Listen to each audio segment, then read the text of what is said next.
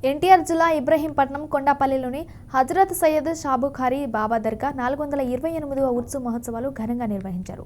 ఉర్సు మహోత్సవానికి ముఖ్య అతిథిగా ఆంధ్రప్రదేశ్ మైనారిటీ సంక్షేమ శాఖ మంత్రి ఎన్ఎండి షారూక్ హాజరయ్యారు.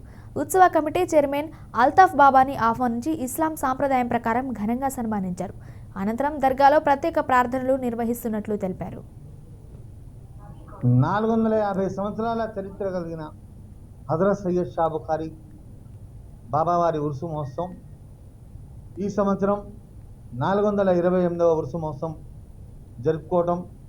ఇవాళ మొదటి రోజు అలంకరణ కార్యక్రమం మన రాష్ట్ర మంత్రివర్యులు మైనార్టీ శాఖ మంత్రి ఫారూక్ గారుతో ఈ యొక్క కార్యక్రమాన్ని మొదలుపెట్టడం అనేది చాలా సంతోషకరం. అట్లాగే రాష్ట్ర ప్రభుత్వం తరఫున మా ఎమ్మెల్యే గారు వసంత వెంకట కృష్ణప్రసాద్ గారు, అట్లాగే ఎంపీ గారు చొరవతో భక్తులకు ఎటువంటి ఇబ్బంది లేకుండా కింద నుంచి రహదారి ఏర్పాటు చేసి ఎన్డీటీపీఎస్, పోలీసు వారు, రెవెన్యూ వారు, మున్సిపాలిటీ వారు అన్ని శాఖలతో కూడా ప్రతిరోజు